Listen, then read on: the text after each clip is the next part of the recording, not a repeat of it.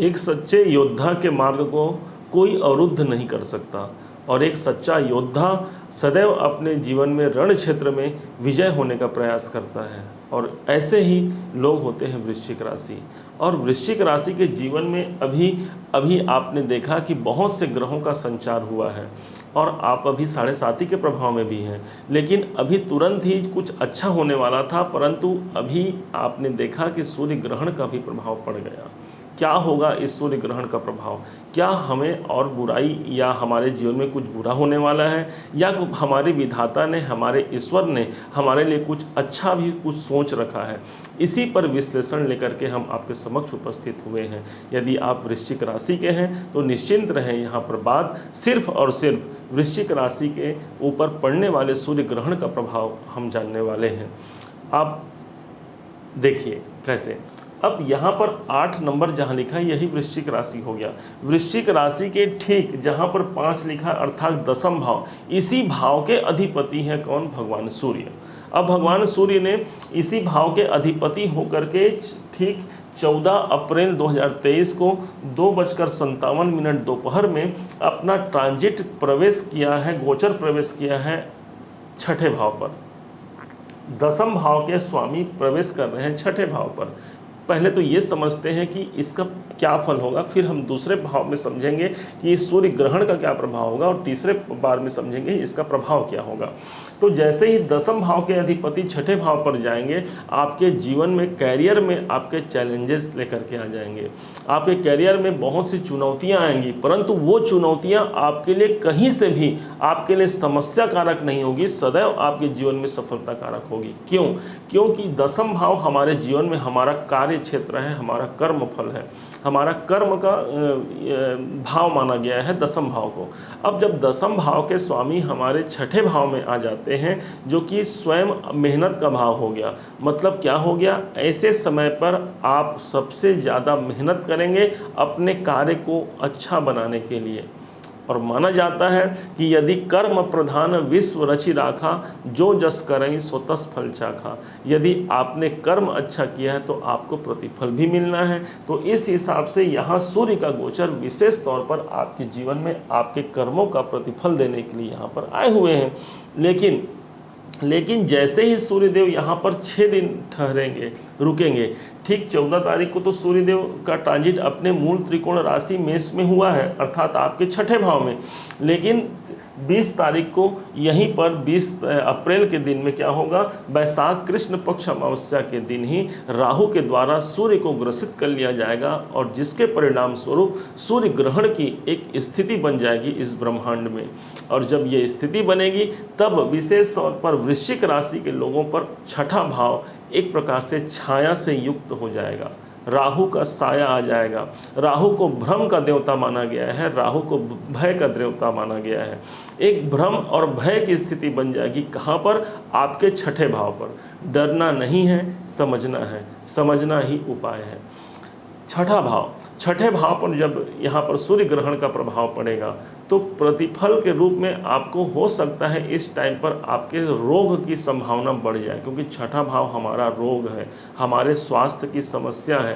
तो पहले से यदि कोई स्वास्थ्य समस्या है तो उस पर बहुत ज़्यादा आपको ध्यान देने की आवश्यकता है। और यदि आप स्वस्थ हैं तो ध्यान रखना है कि उस स्वस्थता में कहीं दाग न लगे। आप क्योंकि उदर संबंधी परेशानी से भी आपको बचना होगा। 6ठा भाव आपकी समस्या है, तो उस समस्या से बचने के लिए, स्वास्थ्य समस्या से बचने के लिए आपको पहले से ही सार्थक प्रयत्न करने चाहिए। अब यही वो भाव है जो आपके नौकरी का भाव है, आपके कर्म का भाव है। तो जब 10वां का स्वामी हमारे 6ठे में आता है तो हमारे करियर में हमको मेहनत करने के लिए बोलता है, और साथ में मेहनत का प्रतिफल भी वहाँ से मिलेगा। सूर्य ग्रहण का प्रभाव यहाँ पर आया है, इसलिए मेहनत का प्रतिफल यहाँ पर कुछ कम मिल सकता है, ध्यान रखेंगे। आपने बहुत प्रयास किया, बहुत मेहनत किया, परंतु प्रतिफल के रूप में हो सकता है कि हमने 100 का कार्य किया और हमें कम में ही काम चलाना पड़ जाए। हो सकता है कि इस टाइम पर वो बात होती है ना कि बच्चे बोलते हैं कि हम पढ़ाई में बहुत अच्छे हैं, परंतु एक समय ऐसा होता है कि हम 99 में वापस आ गए। एक ऐसी स्थिति कि हम सफलता के उस बॉर्डर लाइन के करीब पहुंच गए और बस वहीं से वापस आने की स्थिति बन जाए। ऐसी स्थिति यहाँ पर बनने का योग है आपकी सफलता से दूर। परंतु निराश नहीं होना है। इस आपने 99 तक तो पहुँचने का प्रयास किया ना, ये सूर्य ग्रहण का प्रभाव कब तक रहेगा? इस सूर्य ग्रहण का प्रभाव मात्र 1 महीने रहेगा। 1 महीने के बाद आपकी शुरुआत जब होगी तो 1 से नहीं होगी, उसी 99 से होगी। 99 से आप प्रारंभ करेंगे तो मात्र अगले पड़ाव में ही आपकी सफलता, आपकी श्रेष्ठतम, आपकी उन्नति वहाँ पर समाहित मिलेगी आपको। यही वो भाव है जो आपके कर्जों का है, आपके लोन्स का है। तो आपने कर्ज और लोन पर विशेष ध्यान देना है। कोई विशेष कर्जा नहीं लेना है इस टाइम पर, किसी को न देना है न लेना है, क्योंकि कर्ज भाव पर ग्रहण लग रहा है। ग्रहण लगना मतलब कि एक आवरण बन जाना, एक काली छाया बन जाना, एक भ्रम की स्थिति बन जाना। तो यदि हमने किसी से पैसा लिया है तो उसे टाइम पर चुका पाने की परेशानी हो सकती है, और यदि किसी को आपने पैसा दिया है तो सही समय पर आपको पैसा मिलने में मुश्किल जाएगा। इसीलिए कहा गया है पैसा लेना नहीं, देना नहीं। हाँ, जो पुराने हमारे लेन देन चल रहे थे उस पर यदि आपका हक है, आपका स्वामित्व है और आप उसे देने में समर्थ हैं तो उसे आप दे सकते हैं और ले सकते हैं। दोनों ही स्थिति यहाँ पर आपके लिए अनुकूल रहेगी। यही वो भाव है जो साथ में प्राप्ति का है। तो हमने कहा है आपको कि प्राप्ति, कुछ भी प्राप्त होना है उसमें आपको विलंब की स्थिति बन सकती है। तो इस टाइम पर ये स्थिति बनेगी तो आपको सतर्कता रखनी है। कोई नया कार्य प्रारंभ भी नहीं करना है इस टाइम पर, और सतर्कतापूर्वक अपने कार्य को निष्पादित करते हुए आपको आगे बढ़ना है।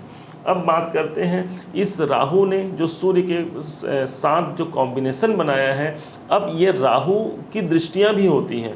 माना जाता है ज्योतिष में कि राहु जिसके साथ होता है, यहाँ पर कहाँ है, यहाँ पर आप देखेंगे कि राहु यहाँ पर सूर्य के साथ है। माना जाता है कि राहु जिसके संग में होता है उसकी छवि ले लेता है, क्योंकि राहु के पास अपना कोई शरीर नहीं होता। राहु जब भगवान नारायण ने सुदर्शन चक्र से राहु को काटा था तो राहु का सिर अलग हो गया था और धड़ अलग हो गया था।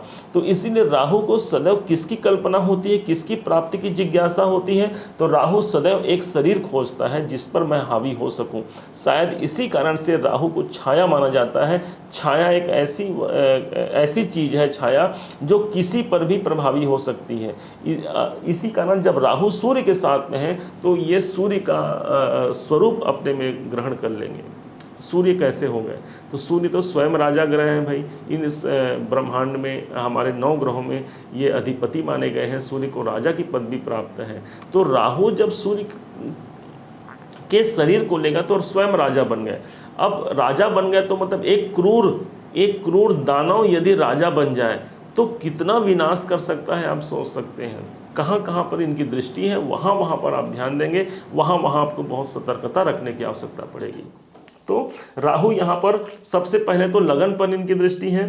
देखते हैं कहाँ पर है, 1 2 3 4 5 6 7 सप्तम भाव पर राहु की दृष्टि बन रही है। तो सप्तम भाव पर जब राहु की दृष्टि, 7वीं दृष्टि आपके जीवन के द्वादश भाव पर, ये लाइट अप डाउन हो रहा है, इसके कारण से थोड़ा सा हमारा मन भटक गया था। तो राहु की 7वीं दृष्टि आपके द्वादश भाव पर है। तो द्वादश भाव पर जब राहु की दृष्टि आएगी तो यहाँ पर आपके खर्चों पर आपको नियंत्रण रखना होगा।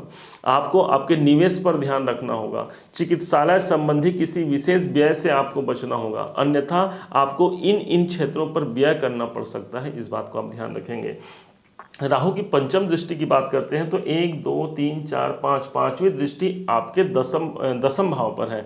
तो राहु की दृष्टि जब दसम भाव पर आ जाए तो यहाँ पर सबसे ज़्यादा प्रभावी आपके कर्म क्षेत्र को करेगा।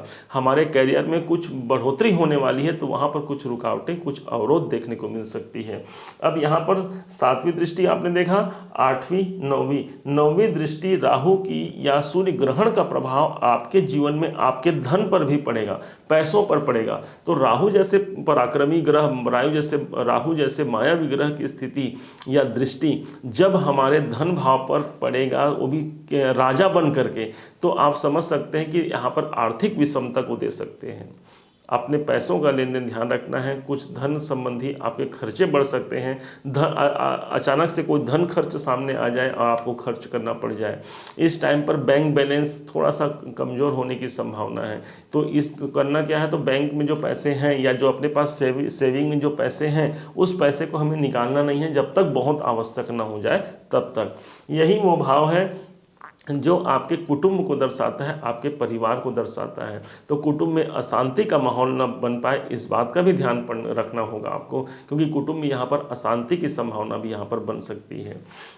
राहु जब भी यहाँ पर देखते हैं तो धन कुटुंब के साथ साथ आपकी वाणी की बात भी करते हैं, तो वाणी को यहाँ पर संयमित रखते हुए यहाँ पर आपको कार्य करना होगा। अब समझते हैं उन उपायों को, जिन उपायों को प्राप्त करके हम सफलता और सम्मान दोनों महसूस कर सकते हैं, प्राप्त कर सकते हैं। तो राहु के लिए उपाय बताया गया है। इस सूर्य ग्रहण का उपाय आपको ध्यान में रखना है। भगवान सूर्य इस समय राहु से बड़े पीड़ित होते हैं, जिसके कारण से सूर्य की आराधना आपके लिए अच्छा माना गया है। तो भगवान सूर्य को भानु प्रिय नमस्कार, प्रातःकाल उठ करके भगवान सूर्य को सदैव नमस्कार करते रहें। इस दरमियान 1 महीने तक, वैशाख कृष्ण अमावस्या से अगले ज्येष्ठ कृष्ण अमावस्या तक, कुछ ज्योतिषियों का मानना है कि यह 7 दिवस का होता है, 15 दिन का होता है इसका प्रभाव इस सूर्य ग्रहण का, परंतु हमारा मानना है कि इस सूर्य ग्रहण का प्रभाव लगभग 1 महीने तक होता है। इसलिए अगले अमावस्या तक आपको निरंतर भगवान सूर्य की आराधना करती रहनी है, उनको जल देते रहना है। इस टाइम पर माँ जगदम्बा की आराधना करना है, क्योंकि राहु की अधिष्ठात्री देवी है माँ दुर्गा, माँ जगदम्बा, तो उनकी पूजा आराधना से आपको संपन्नता और खुशहाली मिलेगी। सबसे इंपॉर्टेंट बात आप सुन लीजिए, राहु जब भी छठे, 8वें और 12वें भाव पर जाते हैं तो वहाँ पर उनको उतना ज़्यादा बलवान महसूस नहीं करते। ग्रहण का प्रभाव क्या, कमज़ोर होना। तो राहु यहाँ पर इस भाव को कमज़ोर करेंगे ना भाई, आपके छठे भाव को कमज़ोर करेंगे। छठा भाव है आपके रोग ऋण शत्रुओं का, तो अच्छा है ना इस भाव, ये भाव कमज़ोर रहे। तो इसलिए भी वृश्चिक राशि के जातक जातिकाओं को बहुत ज़्यादा चिंता करने की आवश्यकता नहीं। माँ जगदम्बा की आराधना करते रहें। या देवी सर्वभूतेषु मातृरूपेण संस्थिता नमस्तस्यै नमस्तस्यै नमस्तस्यै नमो नमः। इस मंत्र के द्वारा भी आप माँ जगदम्बा को रिझा सकते हैं, उनकी आराधना कर सकते हैं। इस सूर्य ग्रहण के शुभ फल का प्रभाव ले सकते हैं और अशुभ फल से आप बच सकते हैं। हमने यह वीडियो आपके लिए स्पेशल बनाया हुआ है, कारण यही है, पहले तो प्रयास किया था कि सभी वीडियो को एक साथ बनाएं, परंतु यह वीडियो बहुत लंबा हो जाता है और प्रॉपर रूप से आपको समझा नहीं पाते।